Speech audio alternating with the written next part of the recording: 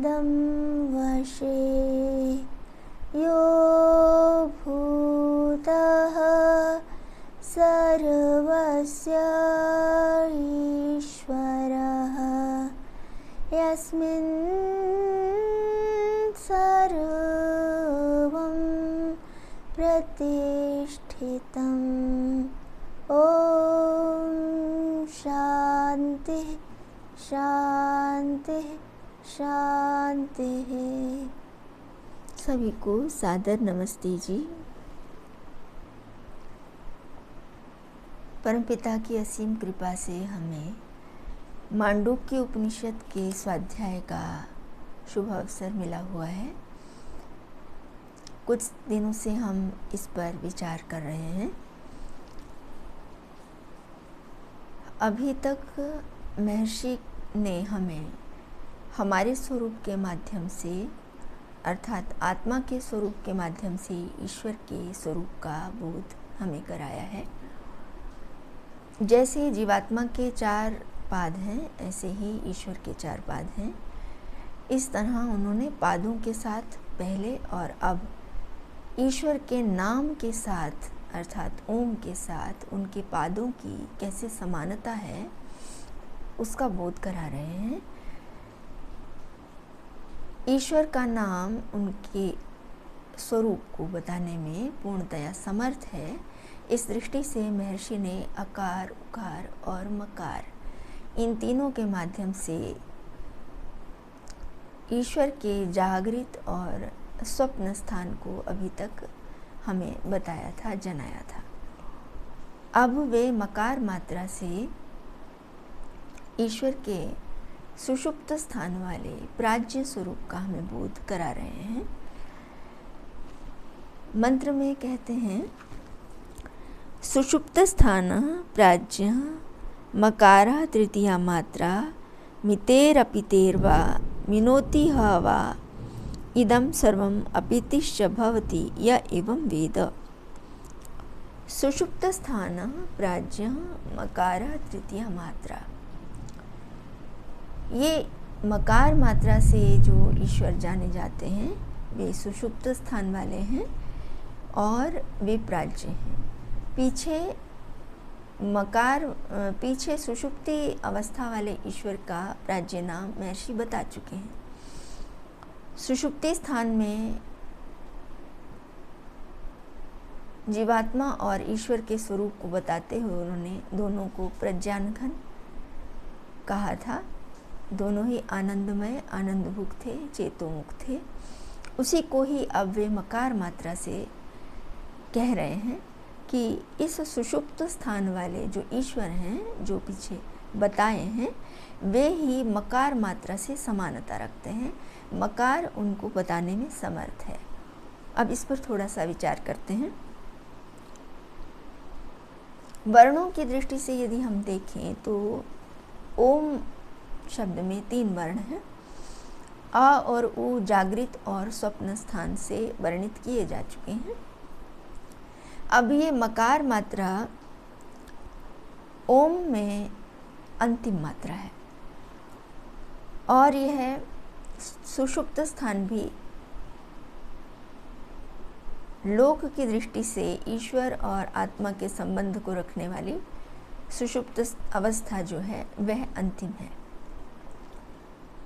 इस स्थिति में जो ये मात्रा मकार है, ये यहाँ पर विद्यमान ईश्वर और आत्मा के स्वरूप को प्राज्य रूप में जनाती है।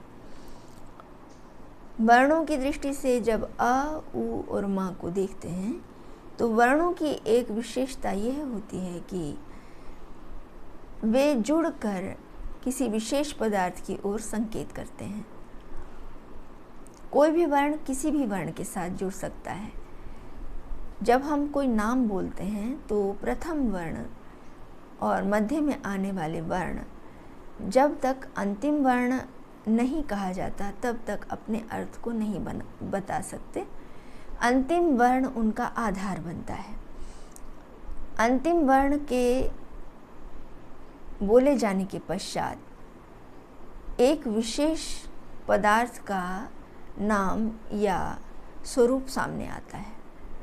जैसे महर्षि दयानंद, ये शब्द हमने लिया, बोला, तो महर्षि दयानंद का जो अंतिम दकार है, ये जब तक नहीं भूल जाता तब तक हम क्या कह रहे हैं ये अभी स्पष्ट नहीं होता।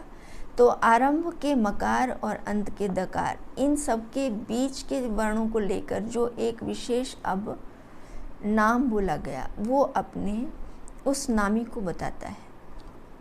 ऐसे ही वाक्य और शब्द अपने अपने अर्थों का स्वरूप बोध कराते हैं। ये इनकी अपनी विशेषता होती है। इसी दृष्टि से यहाँ पर भी जो ओम है, यह आ, उ और मा, यहाँ मकार अंतिम है, समाप्ति का ज्ञापक है। इस नाम के द्वारा अब वो ईश्वर के स्वरूप को एक आकृति दे रहा है।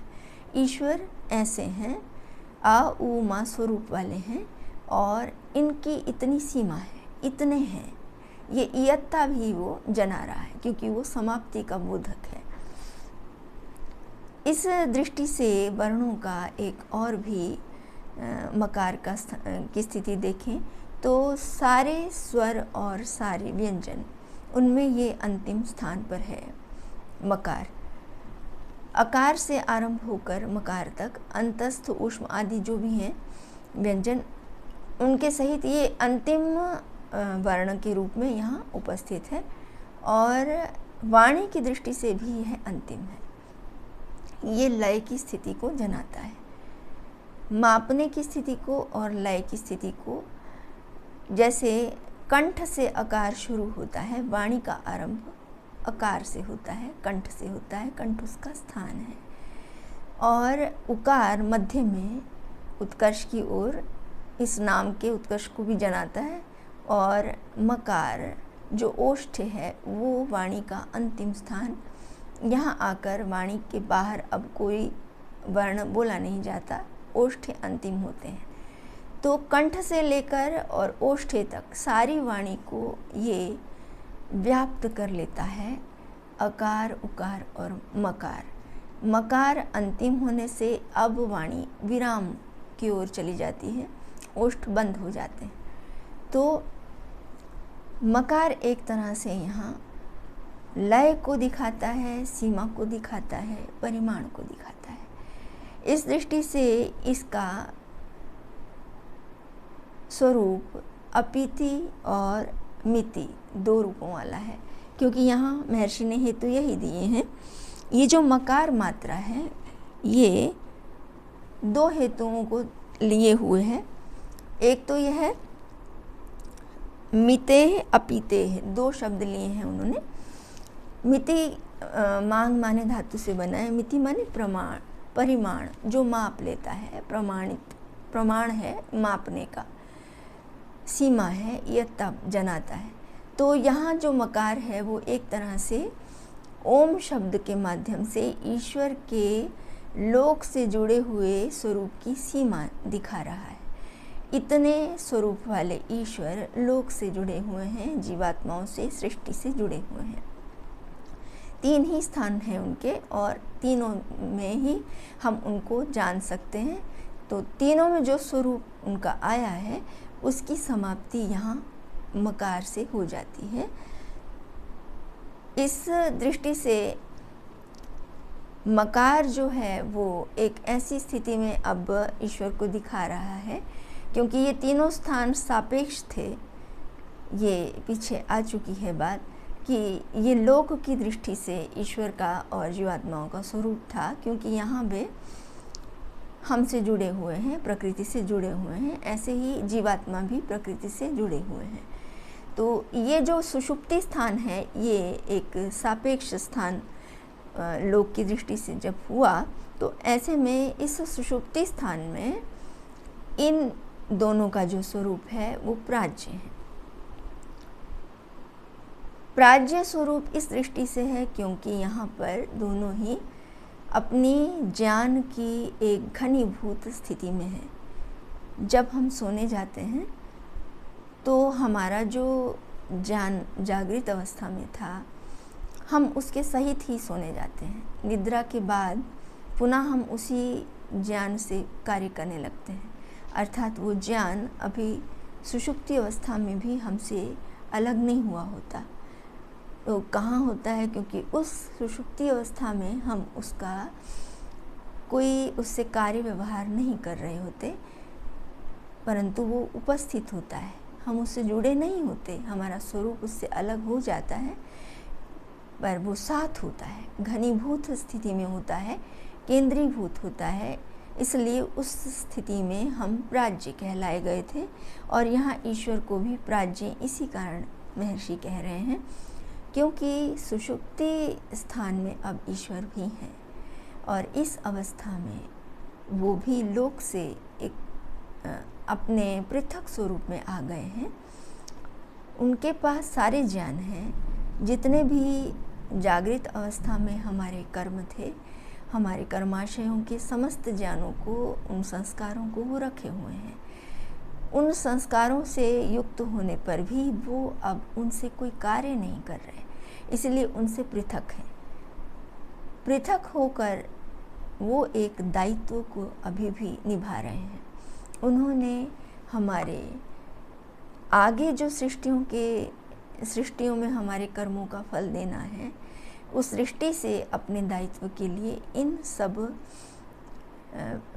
ज्ञानों को, इन सब संस्कारों को रखा हुआ है। इसीलिए ये उनकी ज्ञान की घनीभूत अवस्था, प्राज्ञ अवस्था है। इस स्थिति में वो अपने स्वरूप में प्राज्ञ अवस्था में होते हुए भी अपने दायित्व से रहित नहीं है। दायित्व अभी भी है। एक जो अंतिम अवस्था है उसमें वे इससे भी पृथक हो जाते हैं, जिसे महर्षि स्वयं चतुर्थ पाद में बताएंगे। इसलिए यहाँ वो इससे पृथक अवस्था को नहीं कह रहे, जो लोक से जुड़ी हुई अवस्था है, उस सुषुप्ति अवस्था वाले ईश्वर के स्वरूप की ओर हमारा ध्यान आकर्षित कर रहे हैं कि यहाँ ईश्वर हमारे साथ हैं, सुषुप्ति में हमारे साथ हैं, हमसे जुड़े हुए भी हैं, किंतु अपने एक पृथक स्वरूप में भी हैं, हमें साथ लिए हुए हैं। एक तरह से उन पर बोझ है अभी, हमारे लिए वो उपकार कर रहे हैं, हमारे सारे दायित्वों को निभाते हुए हमारे साथ जुड़े हुए हैं। इस अवस्था में उनका नाम प्राज्ञ है। जब इस अवस्था को हम देखें तो ये अकार, उकार और मकार, इस अवस्था में जागृत, स्वप्न और सुषुप्ति तीनों के ही स्वरूप को एक अंतिम स्थिति में दिखाता है। ये ओम नाम उसको एक तरह से संपूर्ण व्यक्तित्व के रूप में प्रकट करता है। जो ईश्वर अ से आरंभ हुए थे, जागृत अवस्था वाले, जो स्वप्नावस्था में थे और योजना बना रहे थे, उत्कर्ष की ओर ले जा रहे थे, वे ही अब मकार से लय की ओर चल रहे हैं। वे अब सृष्टि का लय कर चुके हैं। इस दृष्टि से भी ये मकार अंतिम समाप्ति को सूचित करता है। जो मकार है, इसके लिए जो हेतु अभी आए थे, मिति और अपीति, इसमें भी पीछे से उनका संबंध बना हुआ है। इसलिए यहाँ जिस अवस्था को उन्होंने प्रकट किया है, वो अवस्था तीनों के ही जुड़े हुए स्वरूप की है। ये पृथक, पूरी पृथक नहीं हुई है। अर्थात जैसे जीवात्मा जब सुषुप्ति अवस्था में होता है तो वह अभी शरीर से जुड़ा हुआ होता है और उन ज्ञानों को जागृत अवस्था में आने पर फिर से प्रयोग में लाता है, तो जुड़ा हुआ है। ऐसे ही ईश्वर भी अभी इन सारे ज्ञानों को रखे हुए हैं और आगे इस अवस्था के बाद उनका प्रयोग करेंगे। इस अवस्था में ईश्वर के जो नाम हैं वे सारे के सारे मकार में आएंगे। ऐसी अवस्था वाले नामों से ईश्वर का मकार स्वरूप जुड़ेगा। मकार उनको ही कहेगा, जैसे कि अकार से महर्षि दयानंद ने अकार उकार मात्रा से जो नाम गिनाए थे पीछे, उनका हमने विवेचन किया था। अकार से वे नाम लिए गए थे जो नाम ईश्वर के जागृत अवस्था वाले स्वरूप को प्रकट करते थे, विराट, अग्नि और विश्व। ऐसे ही अब उकार से जो लिए गए थे वे सृष्टि रचना के कार्य थे, हिरण्यगर्भ, वायु और तेजस। और मकार से इस अवस्था वाले ईश्वर के जितने भी नाम हैं, जो उनके यथार्थ उस स्वरूप का बोध कराते हैं जो यद्यपि हमसे जुड़ा हुआ है, किंतु अब वो पूरी तरह अपने एक पृथक स्वरूप में भी हैं। हमारे दायित्व को निभाते हुए भी वो अब अपनी ज्ञान की घनीभूत अवस्था में हैं। ऐसे नाम जो कि सृष्टि के लय की ओर और ईश्वर के अपने स्वरूप में स्थित अवस्था की ओर संकेत करते हैं। इनमें महर्षि ने हमारे सामने 3 नाम रखे हैं, ईश्वर, आदित्य और प्राज्ञ। ये 3 नाम उस स्थिति को बताते हैं जहाँ ईश्वर अभी सृष्टि से जुड़े हुए होते हुए भी अपने ही स्वरूप में है। सीधे सीधे अब न तो वो कोई लौकिक कार्य के व्यवहार कर रहे हैं और ना ही कोई योजना बना रहे हैं। इस अवस्था में वे ईश्वर हैं, अर्थात अपने अनंत ऐश्वर्य से युक्त हुए सत्य ज्ञान युक्त, अत्यंत ज्ञानवान, अपने स्वरूप में स्थित। और आदित्य हैं। आदित्य कहते हैं अविनाशी पदार्थ। वे अविनाशी पदार्थ हैं, विनाश से उनका कोई संबंध नहीं है, उनका कोई खंड भी नहीं होता, विभाग नहीं होता। यद्यपि यहाँ पर विभाग के द्वारा उनका स्वरूप जनाया जा रहा है, उनके पाद बताए जा रहे हैं, किंतु ये हमारे समझाने के लिए महर्षि ऐसा विभाग करके वर्णन कर रहे हैं। वस्तुतः जो वे पदार्थ ईश्वर हैं, व्यक्ति हैं, वे एक ही हैं और अनंत अखंड रूप से एक रस हैं, इसलिए उनका नाम आदित्य है। और इस अवस्था में जहाँ वो सुषुप्ति स्थान में है और प्राज्ञ हैं, यहाँ उनका नाम आदित्य है। इसी अवस्था में एक और नाम महर्षि कहते हैं प्राज्ञ, जो कि यहाँ महर्षि मंडूक के साथ संगति लगाता है, इस अवस्था को प्रकट करता है। दोनों महर्षि या अन्य भी जो भी महर्षि ईश्वर को, उन महान पिता को जानते हैं, वे उनके इन स्वरूपों को जानते हुए इस तरह उनके नामों का वर्णन करते हैं, नामों के द्वारा उनके स्वरूप को जनाते हैं। ये जो प्राज्ञ स्वरूप है, ये भी इस समय में ईश्वर अपने निर्भ्रांत ज्ञान से युक्त हुए समस्त चराचर के ज्ञानों को रखे हुए हैं, उनको जान रहे हैं, उनके साथ हैं, किंतु प्रयोग नहीं कर रहे हैं, घनीभूत स्थिति में हैं, एक ही भूत स्थिति में, ज्ञान की स्थिति में वो अवस्थित हैं। महर्षि इसमें एक बात यह भी कहते हैं कि जो ईश्वर की मकार मात्रा से सुषुप्त स्थान वाले प्राज्ञ स्वरूप को जानता है, वह भी इस सारे ब्रह्मांड को माप लेता है। मिनोति ह वा इदम सर्वम, सारे समस्त पदार्थों के स्वरूप को जान लेता है। अपितिश्च भवति, और वह भी लय को प्राप्त करता है, अर्थात ईश्वर के संपूर्ण स्वरूप को जानकर स्वरूप स्थिति में, अपने मोक्ष की स्थिति में, स्वरूप प्रतिष्ठा में स्थित होता है।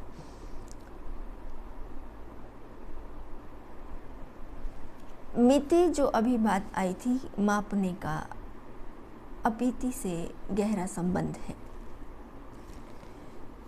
मिति और अपीति, ये दो जो शब्द हैं, ये एक तरह से कारण और कार्य की स्थिति को भी दिखाते हैं। जो व्यक्ति किसी पदार्थ के स्वरूप को जानता है, पूरा पूरा जान लेता है, वह उस पदार्थ के स्वरूप को जानकर अब उससे लाभ लेकर उससे पृथक हो जाता है। अर्थात अब उसके लिए वो पदार्थ यदि नहीं रहता है तो उसके लिए वो बाधित नहीं होता, उससे वो अपना कार्य पूरा कर चुका होता है, इसलिए उसके नष्ट होने की स्थिति में उसको कोई दुख आदि, शोक आदि नहीं होते हैं। उसके छूटने से वह बाधित नहीं होता है, वो अपने स्वरूप में स्थित है और उस पदार्थ का लाभ ले चुका है। तो जो नियम ये हुआ कि जो जिस पदार्थ को जान लेगा वो उस पदार्थ से पूरा पूरा लाभ ले सकेगा और फिर उस पदार्थ से पृथक हो जाएगा, अर्थात अपना कार्य कर चुकेगा। इस ओर महर्षि इस मकार से संकेत करना चाहते हैं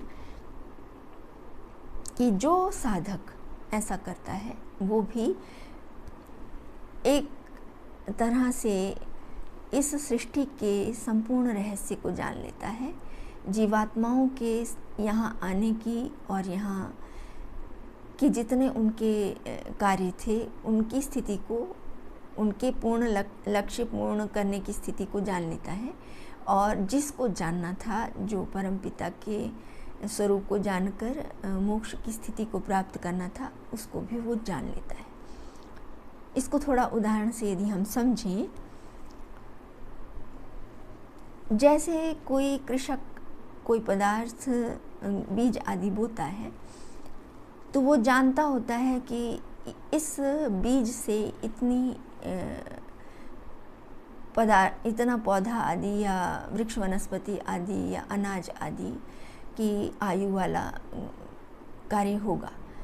अर्थात जैसे किसी ने गेहूँ बोए तो वो जानता है कि गेहूँ का इतना स्वरूप है, ये बीज की अवस्था है और ये उसकी फसल की अवस्था है, और 6 महीने पश्चात ये फसल सूख जाएगी, ये नष्ट होगी और मुझे मेरा फल जो इस बीज से मिलने हैं, गेहूँ अनाज, वो मिल जाएंगे।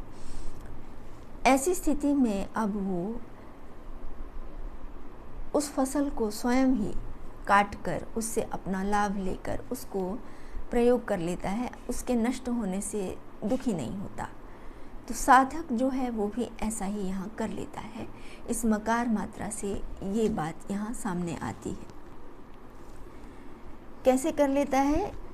वो भी अपने और इस सृष्टि के इस लय स्वरूप को भी अब अनुभव करने लगता है। वो जानता है, जैसे मैं प्रतिदिन सुषुप्ति में जाता हूँ, ये एक छोटी मृत्यु की अवस्था, लय की अवस्था, और इस जागृत और स्वप्न के समाप्ति की, लोक से छूटी हुई अवस्था प्रतिदिन मेरे सामने आती है। ये एक अवस्था ऐसी है जहाँ मैं बिल्कुल अकेला होता हूँ, इस लोक से मेरा कोई संबंध नहीं रहता है, किंतु मैं इसमें भी अपने स्वरूप में होकर अत्यंत सुखी होता हूँ।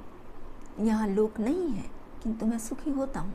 ईश्वर की सन्निधि में मुझे अत्यंत सुख होता है और इस स्थिति को मैं पाना भी चाहता हूँ प्रतिदिन, क्योंकि इससे मुझे बल मिलता है। यदि मुझे सोने न दिया जाए तो मैं अगले दिन कार्य करने में समर्थ नहीं हो पाता। इसका अर्थ ये हुआ कि ये जो छोटी मृत्यु है, ये बड़ी मृत्यु भी ऐसी ही सुखदायक हो सकती है, क्योंकि इस छोटी मृत्यु में मेरे साथ ईश्वर हैं। तो यदि यह शरीर जो मेरे साथ है ये छूटता है इस सुषुप्ति अवस्था में, तो ये एक बड़ी स्थिति में भी छूटेगा। वहाँ फिर बाल, यौवन और वार्धक्य के इस शरीर के जागृत आदि जो स्वरूप जागृत अवस्था में आने वाले हैं वो सब आएंगे, और इस स्थिति में अंतिम जो स्थिति मेरी आएगी वो स्थिति इस शरीर से पूरी छूटने की होगी। और ये मैं इसके स्वरूप को जानकर यदि इसे छोड़ूंगा तो वो मेरा लय का, मेरी इस जीवन की पूर्णता का सूचक होगा। क्यों? क्योंकि अब इस अवस्था में शरीर इतने ही कार्य कर सकता है कि मैं इस शरीर के माध्यम से इस शरीर के स्वरूपों को और इस सृष्टि के स्वरूपों को और ईश्वर के स्वरूपों को जान लूँ। शरीर इतने ही सुख दे सकता है जितने अभी मैं ले रहा हूँ। इसके सुख इतने ही हैं, इतनी ही सीमा वाले हैं, ये मुझे तृप्त नहीं कर सकते। और ये सारे के सारे जैसे छूट रहे हैं, अभी निद्रा में छूटते हैं, ऐसे ही ये जागृत में भी मुझसे छूटे रहते हैं, छूटते ही हैं। मैं पकड़ना चाहता हूँ तो भी छूटते ही हैं। तो वो धीरे धीरे इस अवस्था से परिचित होता जाता है कि इस शरीर का और यहाँ के पदार्थों का एक अपना स्वरूप होता है जो एक सीमा रखता है, और वो सीमा इनकी लय की भी है। उस सीमा को, उस पदार्थ के स्वरूप को जानने के बाद मैं चाहूँ भी तो बनाए नहीं रख सकता, वो अपने कारण में लय होंगे ही। वस्तुतः लय और कुछ नहीं है, कारण में लय होना ही विनाश है। विनाशा कारण लया। तो ये जो अपीति है, ये जो संसार के प्रलय की अवस्था है, ये आनी निश्चित है। मैं इससे बच नहीं सकता। मेरे शरीर की मृत्यु भी होगी और सारे अन्य प्राणियों के शरीरों की भी इसी तरह ही मृत्यु होगी। मैं इससे पृथक होऊंगा और वे सब भी पृथक होंगे, और जितने भी अन्य जड़ पदार्थ हैं वे सब भी टूटेंगे ही, कारण में जाएंगे ही। अब साधक इस ज्ञान को समस्त पदार्थों से जोड़ते हुए पाता है, जिस वृक्ष का उसने रोपण किया और उससे फल ले लिया, अब यदि वो नष्ट होता है तो उसे दुख नहीं होता है। तो ऐसे ही ये जो वृक्ष है शरीर रूपी, इसके भी फल को पाने के लिए वो मकार मात्रा से ईश्वर के इस स्वरूप का चिंतन करता है कि ईश्वर भी इस अवस्था में मेरे साथ अपने प्राज्य स्वरूप से उपस्थित हैं, जहाँ वो इस सृष्टि के कार्य व्यवहार से पृथक स्वरूप वाले हैं और अभी मेरे साथ हैं। और यहाँ इस अवस्था में मैं अकेला नहीं हूँ। अत्यंत सुख में सुख देने वाले आनंद भूख, जिनका नाम महर्षि ने पहले बताया आनंदमय है, उनके साथ मैं होकर आनंद का भोग कर रहा हूँ। जब मैं लोक में उनकी इस कृपा से आनंदी होता हूँ सुषुप्ति अवस्था में, तो मकार मात्रा से भी अर्थात अ उ म इन स्वरूपों वाले ईश्वर को जानकर मैं अब अपनी उस चरम लक्ष्य को, जो मानव जीवन का चरम लक्ष्य है, मोक्ष की स्थिति को प्राप्त करके स्वरूप अवस्था में स्वरूप प्रतिष्ठित होकर आनंदित हो सकता हूँ, ईश्वर के उस स्वरूप को प्राप्त कर सकता हूँ। इसी स्थिति के लिए फिर यहाँ महर्षि ने संकेत किया है कि जो इस तरह मकार मात्रा से ईश्वर के स्वरूप को जानता है कि ईश्वर इतने स्वरूप वाले हैं, या तो वे जागृत अवस्था में मेरे साथ थे, इस लोक को देख रहे थे, मेरे कर्मों को देख रहे थे, या फिर वो सृष्टि का निर्माण कर रहे थे और अब मकार मात्रा से उन्होंने सारे जगत का लय कारण में कर दिया है, और अभी भी वे हमारे साथ हैं। मुक्तात्माएं उनको जान रही हैं, और यदि मैं भी मोक्ष में स्थित होता हूँ, समाधि में इस ईश्वर के इतने स्वरूप को, जो इस ओम द्वारा कहा गया है, इससे जान लेता हूँ, और जानकर समाधिस्थ होकर ईश्वर की सन्निधि को प्राप्त कर लेता हूँ, तो मैं भी उनके साथ अवस्थित होकर आनंदी हो जाता हूँ। इसलिए महर्षि पतंजलि ने इसे कहा है तदा द्रष्टु स्वरूपे अवस्थानम। इस अवस्था में आकर योगी दोनों दृष्टा जो हैं, ईश्वर दृष्टा और स्वयं आत्मा दृष्टा, इन दोनों की ही अपने अपने स्वरूप के साथ एक दूसरे में स्वरूप प्रतिष्ठा हो जाती है। दोनों एक दूसरे को जानते हुए अत्यंत आनंद से होते हैं। जो मैं यहाँ लोक से चाहता हूँ कि ये मेरे साथ जुड़ा रहे और ये मुझे सुखी करे, यहाँ की आत्माओं से जो मेरे साथ होते हैं, परिवार के सदस्य हैं, मित्र हैं, बंधु हैं, माता पिता हैं, पुत्र पुत्रियाँ हैं, शिष्य आदि हैं, जो भी हैं, उनसे मैं ऐसी स्थिति चाहता हूँ, लेकिन यहाँ मुझे वो स्थिति नहीं उपलब्ध होती, क्योंकि उनके पास भी और मेरे पास भी तृप्त करने वाली स्थिति है ही नहीं। हम दोनों का परिमाण ऐसा नहीं है, हम दोनों की स्थिति ऐसी नहीं है, क्योंकि सुख हम दोनों के पास है ही नहीं, आत्माओं के पास है नहीं, और प्रकृति में वो तृप्ति कारक नहीं है। इस स्वरूप को जानने के बाद साधक अब तीनों के पूर्ण स्वरूप को जानने के कारण एक तरह से संपूर्ण ब्रह्मांड को जान लेता है, और इनको जानकर अब वो अपने आत्म स्वरूप में स्थित होकर अन्यों के लिए भी विश्रांति स्थल बन जाता है, उनके भी दुखों को लय करने की स्थिति को प्राप्त कर लेता है। इसलिए महर्षि कहते हैं जो ऐसा जान लेता है साधक, वह एक तरह से संपूर्ण ब्रह्मांड को माप लेता है, तीनों पदार्थों के स्वरूप को माप लेता है, और वो सबका विश्रांति स्थल हो जाता है, स्वयं आनंदित होता है ईश्वर को जानकर, और अन्यों के लिए भी अत्यंत कल्याणकारी हो जाता है। अब आगे जो स्वरूप है उसे हम विचारते हैं। ओम।